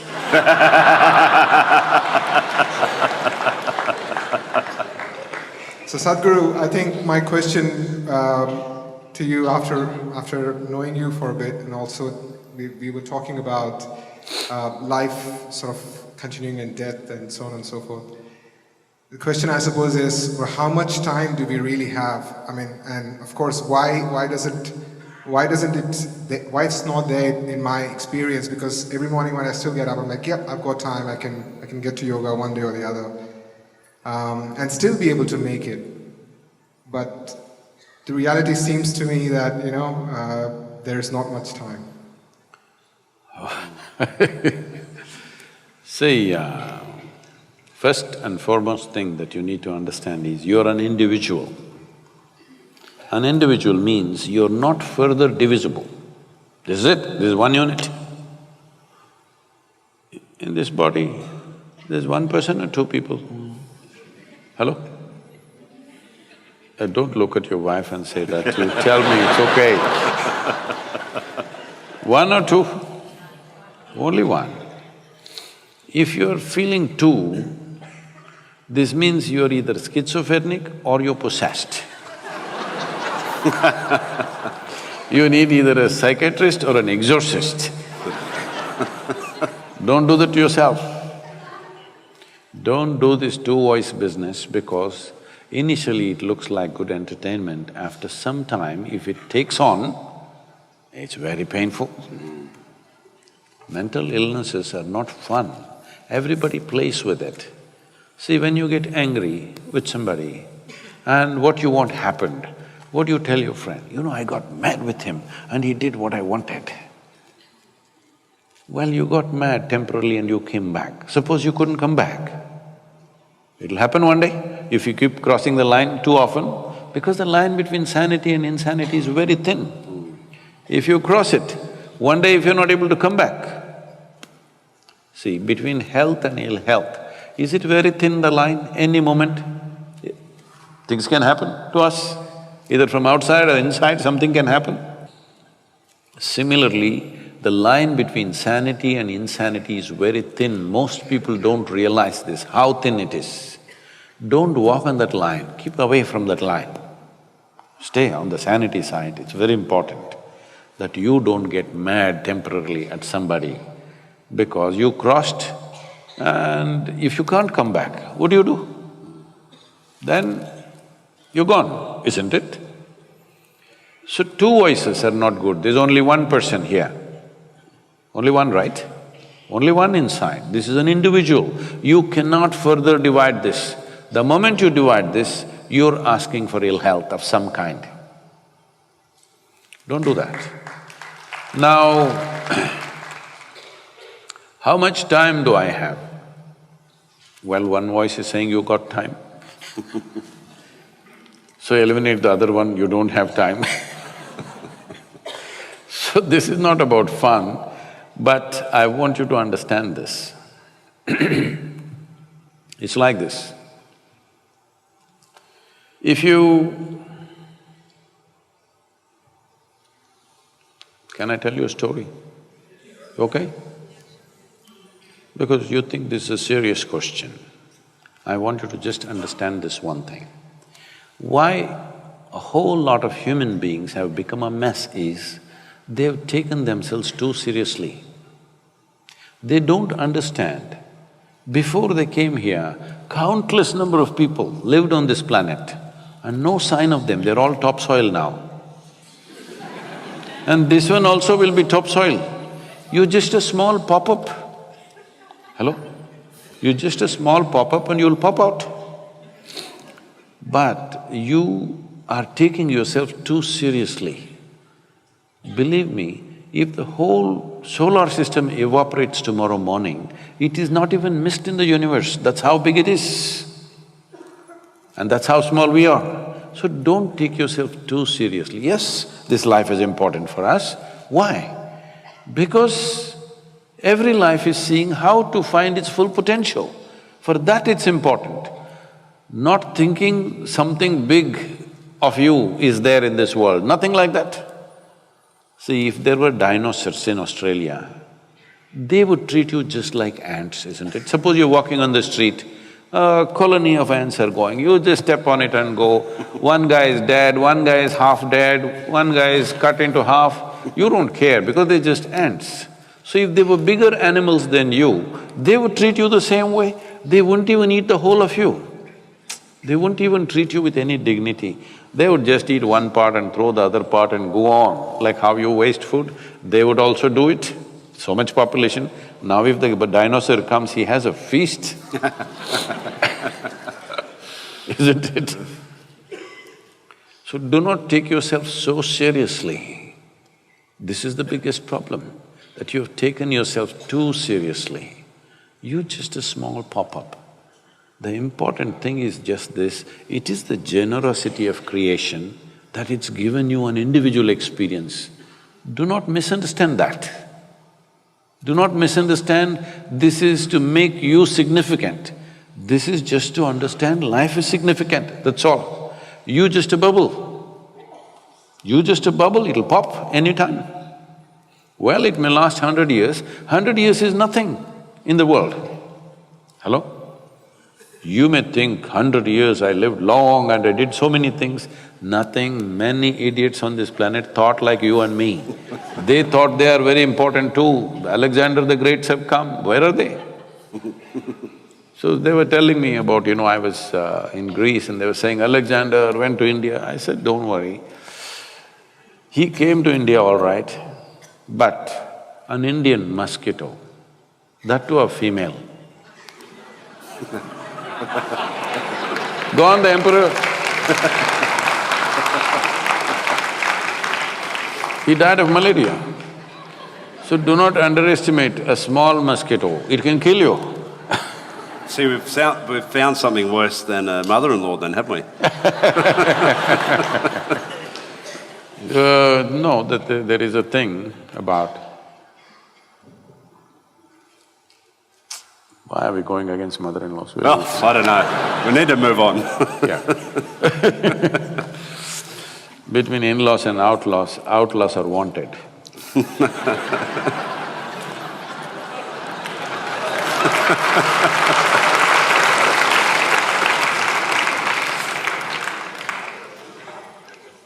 We need a mic somewhere. I can point, but… See, mother means how much attachment and emotion is there. Say mother-in-law means so much problem. Just… we need to look at this. Why are we like this?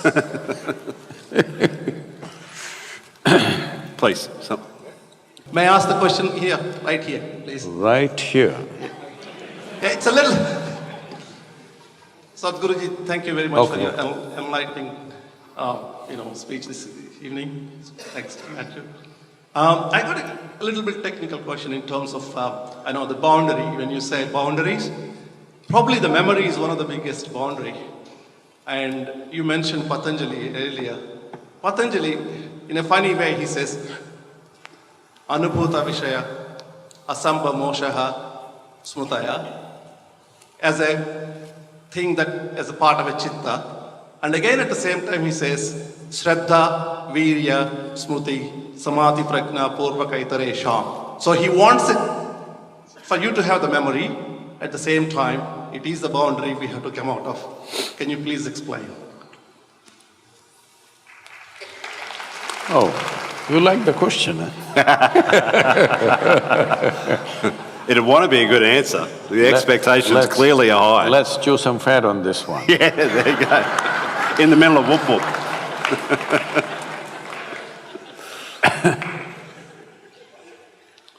See, you are who you are only because of memory. There's conscious memory, there is unconscious memory, articulate and inarticulate levels of memory, there is genetic memory, there is evolutionary memory, there is elemental memory, atomic memory, everything is built into this. Muscle memory. Muscle memory. Oh, that is what I said, inarticulate memory, it is there. Your entire head to toe is just memory. You don't remember consciously how your great-great-great-grandfather or grandmother looked 10 generations ago, but his or her nose is sitting on your face right now, it's not forgotten for a moment. Hello? It even remembers the skin tone, how your forefathers were a million years ago, still remembers everything, isn't it? So your structure is like this because of memory. Your body is memory. Every cell in your body has more memory than your brains has, 1,000,000 times more actually. So this, what you call as me is just memory. If you lose your memory, you don't know who you are, isn't it? And the only thing that most people are suffering is their memory. See, it's only the human beings who have such a vivid sense of conscious memory. Even a grasshopper has memory, but conscious memory is very little in him. But you have a vivid sense of conscious memory because of this life, and life's experience is rich. Of course, today all the memory is on your phone.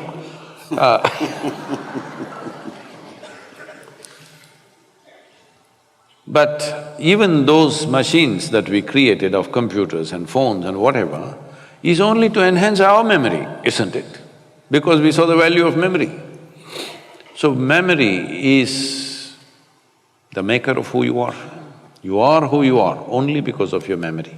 If there's no memory, right now if your memory goes away, you don't know who is your mother, who is your father, who is your husband, who is your wife, who is your children, where you belong, your nation, your race, religion, nothing. Everything is in your memory, isn't it so? Including your God and devil, all in your memory, yes or no? If you lose memory, you don't know anything. So memory is a tremendous possibility. At the same time, it is a boundary. It's a certain knowledge that you've accumulated, information that you've accumulated.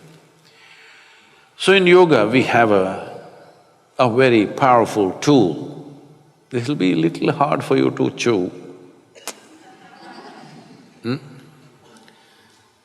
See, your knowledge, you are well educated, let us say you studied all the libraries on the planet, still, your knowledge is a minuscule compared to this cosmos, isn't it so?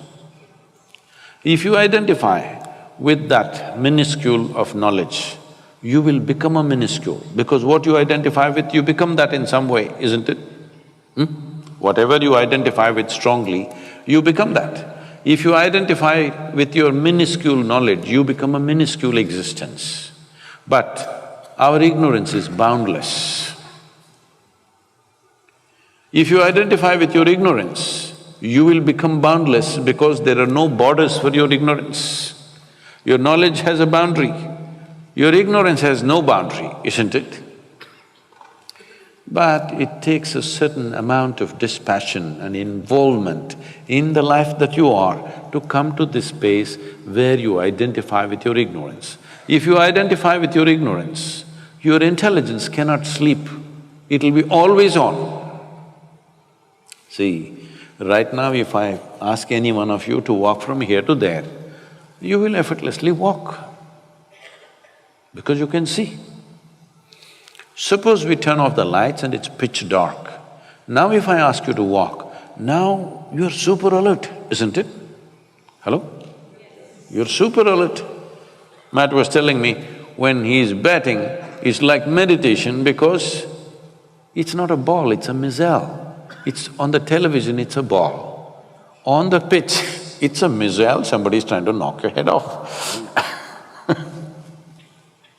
Yes, it's a hard ball, it's coming anywhere between 125 to 150, 60 kilometers per hour, and it doesn't come straight. It pitches and takes its own shape, whichever way it wants, or whichever way the other monster intends. It's a hard game. People are watching on the television and thinking cricket is some nice game. It's a very hard game and it's a missile. You just have a split second. If you're not super alert, you're gone. Either you go to the pavilion or go to the hospital. These days, there is a helmet, you don't go to the morgue. One time they went to the morgue, now they go to the hospital with a broken bone or something. So, this is the same. The moment you do not know what's going to happen right now, you're super alert, isn't it? Hello? It's pitch dark, you don't know where your foot is going. Super alert or no? This is what ignorance means. This is the power or this is the intelligence of ignorance, that if you identify with your ignorance, your intelligence cannot sleep. Even if your body sleeps, it cannot sleep, it's always on. But if you identify with your knowledge, it sleeps because knowledge is a kind of conclusion you have drawn. Once you draw a conclusion, you will sleep. Sleep is a shorter version of death, isn't it, in a way? Hello? You're dead to the world. Well, you come back tomorrow morning, but at that point you don't exist, the world doesn't exist when you're fast asleep. So, in a way you're dying. How long you die in a day is up to you. If you're dying 8 hours a day, that means 1/3 of your life you've been dead. So, if your intelligence becomes super alert, you will see first thing that'll happen to you is your sleep quota will come down dramatically. Because you become more and more conscious because you're identified with your ignorance. If you understand, I do not know, if you really… it sinks into you that I do not know, now this is a tremendous possibility. Only if you see I do not know, the longing to know, the seeking to know, and the possibility of knowing becomes a reality, isn't it? Everything I do not know, I just believe. It doesn't matter who said it, Patanjali said it, anybody said it. You don't know. Hello? Isn't it? You don't know. When you do not know, if you really allow this to sink into you, actually you do not know a damn thing about anything in this universe. That's a fact, isn't it? For practical purposes we know, but existentially we don't know a damn thing. Now, you are naturally identified with your ignorance means, naturally you're a seeker, you can't help. Always your intelligence is probing everything that it sees because you know that you do not know. But reading high school textbook, if you think you know entire world, then there is a problem. Lot of people have gotten into this state in the name of science. They read high school textbook and they think they're scientists. This happened in UK. It's a social situation. Oh, why? We'll shift it to Australia. The scene. Came a long way. A social situation where a lot of people, socialites were there, but a scientist also was there. He was not dressed like them, not much care to his outward appearance. So they sat at the dinner table, a very high-fashion socialite lady sat next to him. And may I ask you, what do you do? He said, I study science. Oh, I was done with that in my high school. So as scientist understands, he's still studying science. Only others think he's a scientist. He knows he is studying science because the more you explore, the more you realize how ignorant you are. It's not that more knowledgeable you will become, more you realize how profound is your ignorance, how boundless is your ignorance.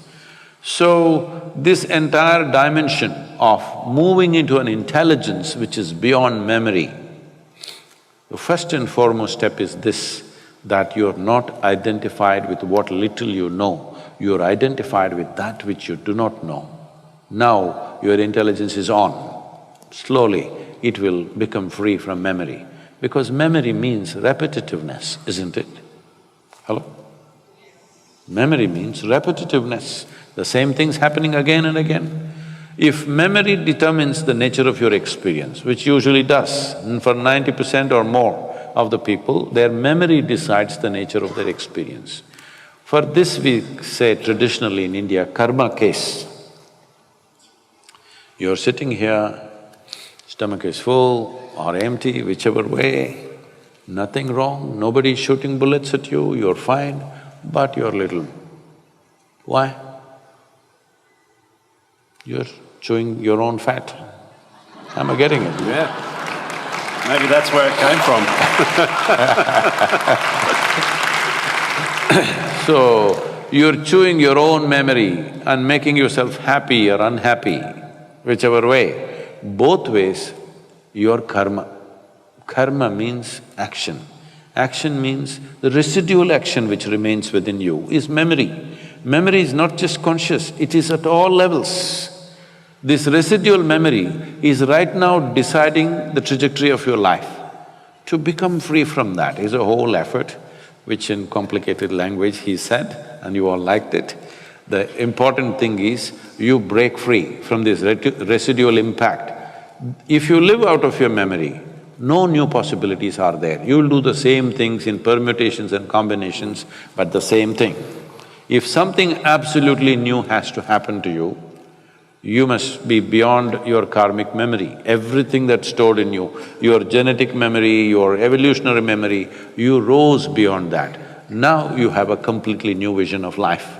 This is something that is possible for every human being. Only thing is, they've never paid attention to that.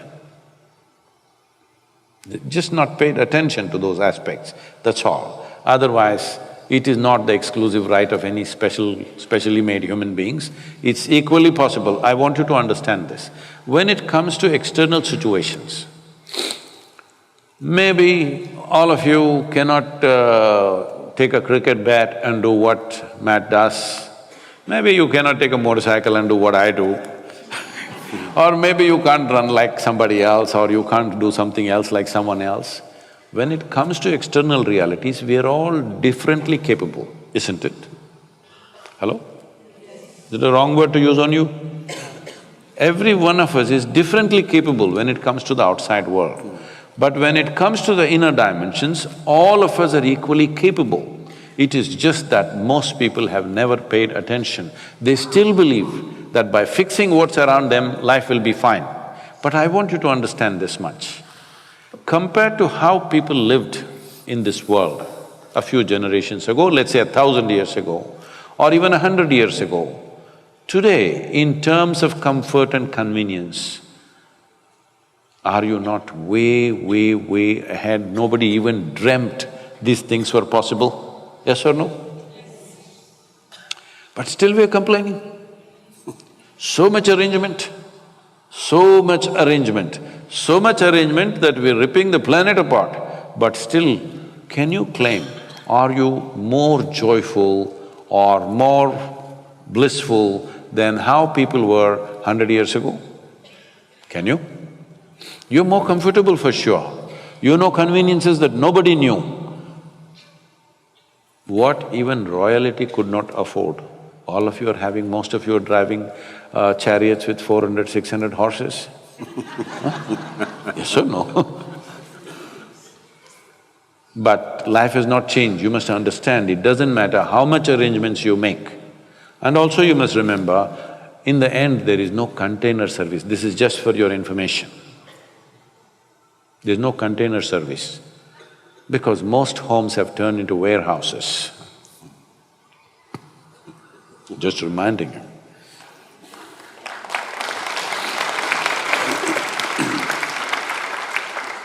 Where's our mic, roving mic gone? Right here. Well, I hope I don't sound silly asking this question. How do you think positively in circumstances or, external factors that are very negative? If I term it like that. I'll give you a specific No, don't. I situation. understand those situations. This is relevant to my question. I'm giving you a specific, situation here. For example, you find out that your mother or a close relative have been diagnosed with a, serious life-threatening disease. How do you cope? How do you think positive? How do you stay stable there? Thank you. I know when somebody dear to us, their life is threatened or something comes to them, injury, accident, disease, well, it will cause distress to yourself. But I want you to understand this.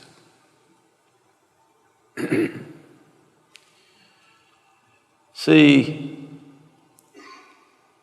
this is the nature of life. This is what I've been trying to remind you from the beginning in this last whatever hour and a half, that we need to understand this is a fragile happening, this life. Right now it's on. The design of this life is such, see, inhalation, exhalation, inhalation, exhalation, next inhalation did not happen, this is gone. Back to the pavilion. You did nothing wrong, you just stood there, but back to the pavilion many times, isn't it? No weird shot, nothing, simply, it just nicked by itself and went off. So this is the case, this is the nature of our existence. It is just that when somebody is dear to us, we get so emotionally wrapped by this. This is simply because you have only one or two or three or four people who are dear to you. I live a life where so many, I don't know the number, so many people are very intimately, very profoundly involved with me on a daily basis. So in my life, how many people that are dear to me I have buried, don't ask me. It's happening all the time. All right? So right now, the reason why you go through life the way you go through life is because your involvement is very selective, very discriminatory. Only this one person you will involve because I identify her as my mother. Only that person because I identify him as my brother. But if you knew larger involvement with life, you would understand almost every day you lose somebody who's very dear to you. Yes, this is the case with me. Does it mean to say you have no emotion? Does it mean to say there is no sense of loss? No, all this is there. All of it is there. It is just that if you are in terms with the realities of your existence, you live one way. This is what I was trying to tell you in the beginning itself. You think your psychological world is bigger than the existential creation. What this means is, your creation has become more significant than the Creator's creation. Once this happens, inevitably you will suffer. If somebody is ill around us, what do? We do our best to turn them around if it's possible. If you cannot turn them around, you let them go gracefully. This is all you can do. Whether you cry, laugh, turn yourself on your, upside down, do whatever the hell you want. This is all that will happen, isn't it so? The question is just this, Whatever comes our way in our life, life will come, birth will come, death will come, disease will come, defeat will come, victory will come, all kinds of things will come if you're living an active life. Will you handle it gracefully or will you make a mess out of it? That's all the choice you have, isn't it? Do you have any other choice, I'm asking you? Whatever life throws at you is not your choice. What you make out of it is 100% your choice, isn't it? This choice you must exercise. This choice you must exercise. What life throws at you is not your choice. Who knows what kind of ball is the next ball? You don't know. What life throws at you is not your choice. What you make out of it is your choice. This is the power of being human, that you can make what you want out of it. If I'm saying, I know this is very hurtful what I'm saying, but you must decide whether you want solace or you want a solution to your life. I am not somebody who will say pretty words and give solace. I do that only to children. With children, if they say something, okay, we'll hug them, hold them, do this. Well, if somebody is in grief, even if they're adults, because when they're in grief, they become like children.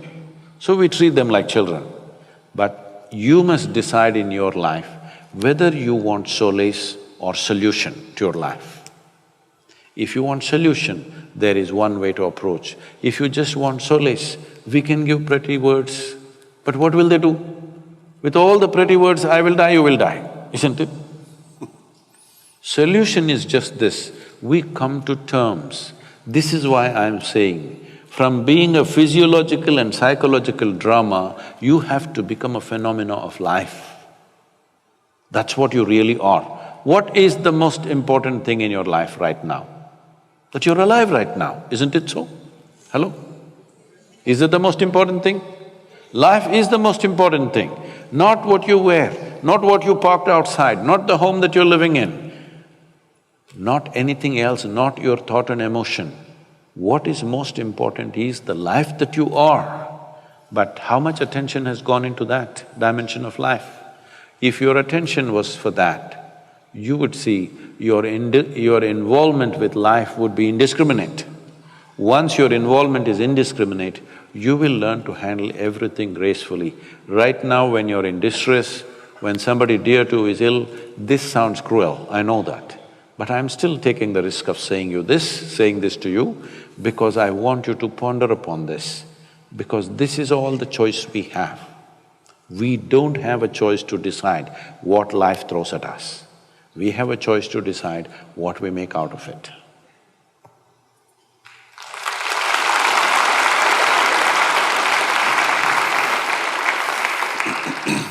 Isn't it? I think we've got time for another question.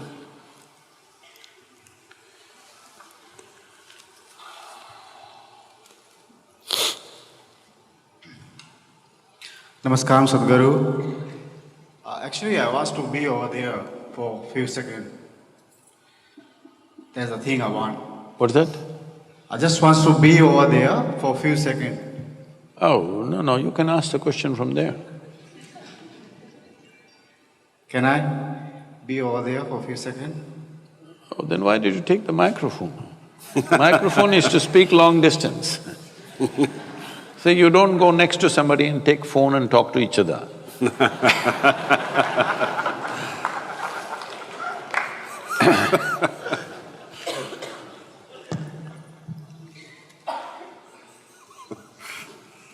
Please, somebody who has a question. This lady. Hi Sadhguru, welcome to Australia. And I have a question.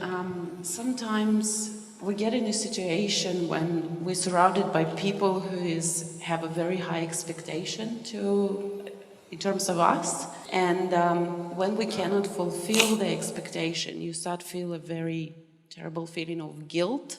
And it's okay when it's your mother-in-law, you can kind of cope with that, but sometimes it's your parents, for example. I have no problem, I have nothing against her, I just joking. Yeah. And and sometimes it's the people who's very close to you, like your parents, and you cannot really fulfill the expectation because you would like to do in your life what you want to do, and obviously it's not what they want. And how to cope with that feeling of guilt, and also what do you think, what kind of relationship should be between the parents and the children? Thank you.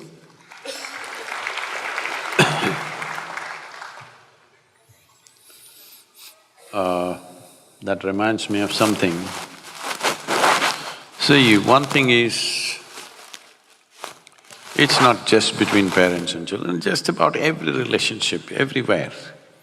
People have all kinds of weird expectations. It's like this. A lady went to the butcher's shop and all this chicken which were hanging upside down, dressed chicken. Poor chicken, feathers are their dress. You rip it off and say they're dressed. So she went to this chicken and lifted one leg, smelled, wrinkled her nose, lifted a wing, wrinkled her nose, like this she was going from chicken to chicken.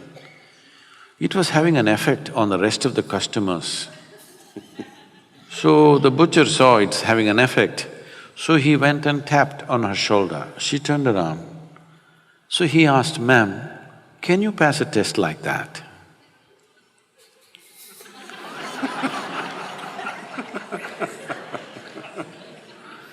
So a whole lot of people are always busy putting everybody to tests that they themselves are not your property. It's a privilege, another life came through you. You must enjoy it. Do your best to nourish it. What it becomes is not your business. Your business is to support it, create a wonderful atmosphere around it, create an ambience where it grows well. I'm using the word "it" consciously. Like a tree, like a plant, you just create the nourishment that it needs, it grows. Well, is it going to bear apples, pears, mangoes, or just flowers, or just nothing? We don't know. Only thing is, your wish is, they must grow to their full potential. My dear father, he's 95, he's a physician. In his mind, that generation of Indians will understand that. Unless you become a physician, you're no good. So I was no good. But that was good for me, because when you're no good, nobody pays enough attention, that's all I wanted. That they leave me alone. So, I'm just saying, he's always worried, what will happen to this boy? His concern is this boy has no fear in his heart, what will happen? So one day when I was 11 years of age, he said this, I came home with a 12-foot cobra, he was my friend. And he said, this boy has no fear in his heart, what will happen? Then I asked him, when did fear become a virtue? When did this happen? He said, see, I told you he has no fear in his heart. I said, that's fine, but when did fear become a virtue? Why is it like this? Why fear, anger? Well, if you want to do something that you really want to do, if you think you're going to do it with everybody's approval, I'm sorry, life doesn't happen that way. It is just that whatever the hell you want to do, just do it well. Once there is success, your parents and your uncles and your aunts, everybody says, wonderful. All right. They want success, they're only afraid. They have every right to be concerned about you. They have every right, because they brought you up. They're concerned whether you will do well or not. They have every right to be concerned, but that concern should not become control.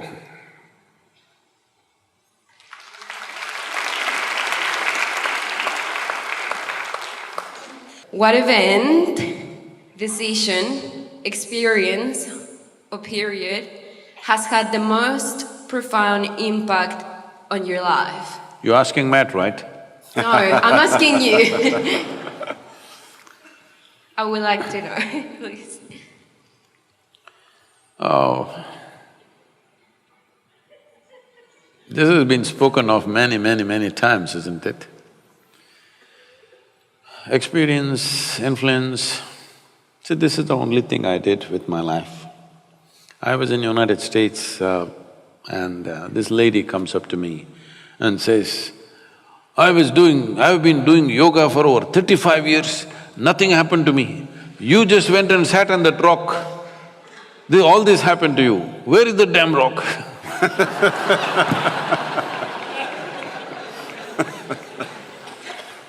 And now the rock is becoming famous. Like, for Gautama the Buddha, the Bodhi tree became more famous than the Buddha. I must tell you this experience. I was in Coimbatore many years ago, about almost 25–30 years ago, and I go to somebody's house for lunch. And this lady says, Sadhguru, I have a Bodhi tree in my backyard. I sit and meditate under that. Can you come and bless my tree?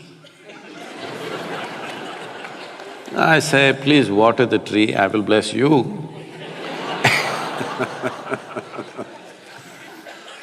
She said, no, you must come and bless the tree. I thought, let me go into the backyard. I am always an outdoor man. So I walked out. Then I looked around, I did not see any Bodhi tree, there were 3 coconut trees. But I did not see any Bodhi tree. Then I asked her, where is the Bodhi tree?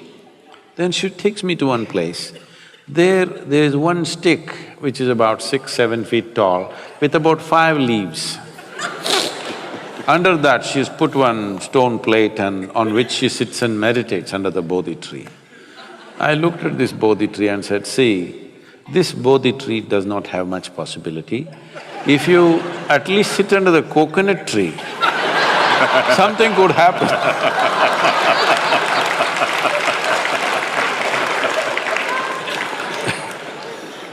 Under coconut tree, things happen. Because when you're in this state, what you need is a knock on your head.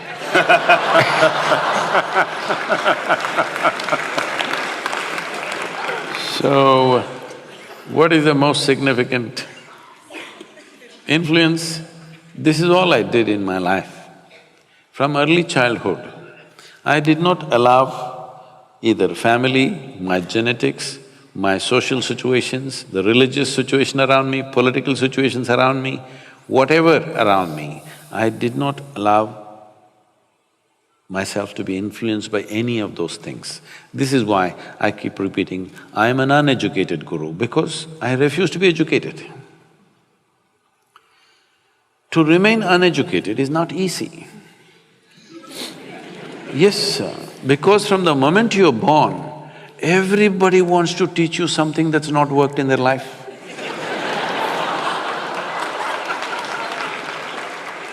It's a compulsive need in adults the moment they see. When